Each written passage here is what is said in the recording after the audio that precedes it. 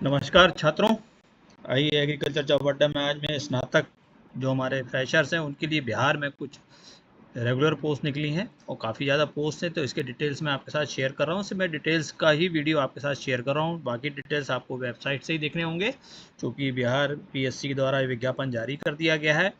तो जैसा कि आप देख रहे हैं, असिस्टेंट एजुकेशन डेवलपमेंट ऑफिसर, सहायक शिक्षा विकास अधिकारी, काफ़ी बड़ी अच्छी अपॉर्चुनिटी है और ख़ासकर ये ग्रेजुएट लेवल के लिए है। किसी भी डिसिप्लिन से हैं तो इसके ऑनलाइन एप्लीकेशन के लिए जो है विंडो 27 अगस्त से चालू है, 26 सितंबर तक ये एप्लीकेशन विंडो एक्टिव रहेगी। तो इसके दिशा निर्देश जो हैं मैं आपके साथ यहाँ पे मुख्य शेयर कर देता हूँ, उसके बाद आप वेबसाइट जाके डिटेल लेके अप्लाई कर सकते हैं। तो जैसे कि मैंने बोला कि बहुत ही ज़्यादा पोस्ट हैं, कुल 935 पद हैं जो हैं आपके अलग अलग श्रेणी के, जिसमें अनारक्षित, ईडब्ल्यूएस, एससी, एसटी, ओबीसी, अत्यंत पिछड़ा वर्ग और महिलाएं। तो महिलाओं के लिए देखिए 319 पद हैं।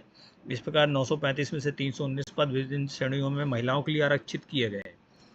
वेतनमान की बात करें तो जो लेवल 5 है आपका, और स्टेट गवर्नमेंट के द्वारा 29,200 का बेसिक रहेगा, और जो समय समय पर उसमें जो परिवर्तन होते हैं उन परिवर्तन के साथ जो आपको दैनिक वेतन भत्ता भी लगता है, डीए है, बाकी सब बिहार सरकार के जितने भी आपके अलाउंसेज एप्लीकेबल है वो आपके लिए लगेंगे। शैक्षणिक योग्यता देखिए, किसी भी मान्यता प्राप्त विश्वविद्यालय से स्नातक या समकक्ष, तो ग्रेजुएट यदि 3 साल की डिग्री है या 4 साल की डिग्री है तो आप अप्लाई कर सकते हैं।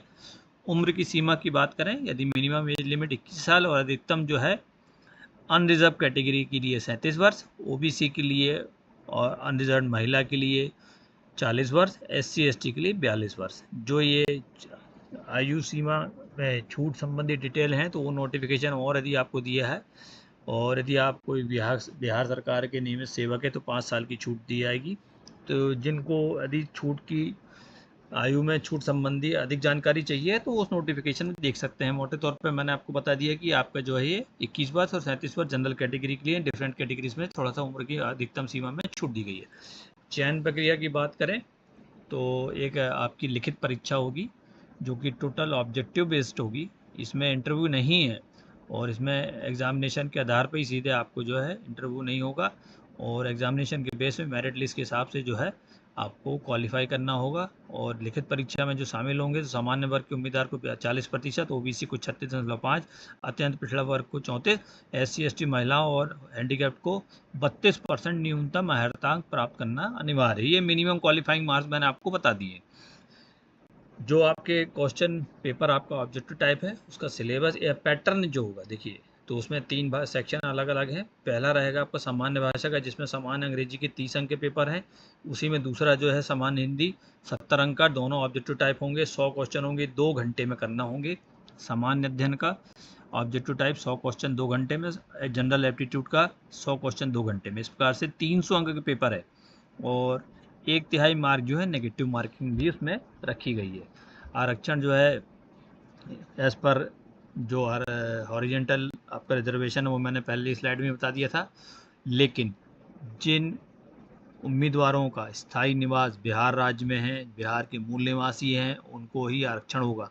तो यहाँ मैं आपको स्पष्ट करूँ कि आप चाहें तो भारत के किसी भी प्रदेश में तो अप्लाई कर सकते हैं, एग्ज़ाम में बैठ सकते हैं, यदि मेरिट में आते हैं सिलेक्शन होगा, लेकिन इसमें सिर्फ आपको अनारक्षित श्रेणी में ही माना जाएगा। बिहार के मूल निवासी हैं तो आपको आरक्षण का लाभ मिल सकता है। एप्लीकेशन फ़ीस भी बहुत कम है, 100 रुपये है जनरल और दूसरे प्रदेश के निवासियों के लिए, और एससी एसटी फिजिकली हैंडीकैप्ड के लिए भी 100 रुपये, और सभी महिलाओं के लिए भी 100 रुपये। तो कोई भी श्रेणी है आपको 100 रुपये करना है, यदि मत बिहार के भी हैं तो भी, बाहर से भी। ये इंपॉर्टेंट है कि ऑनलाइन आवेदन भरने संबंधित आवश्यक जो निर्देश हैं वो bpsc.bihar.gov.in पर वेबसाइट पे जाएंगे, वहाँ से आप डाउनलोड करेंगे और अच्छे से एक बार उसको पढ़ लीजिए, और उसके बाद जो है आप ऑनलाइन के लिए, आप फिर से ऑनलाइन की वेबसाइट का जो प्रक्रिया मैं आपको यहाँ बता देता हूँ।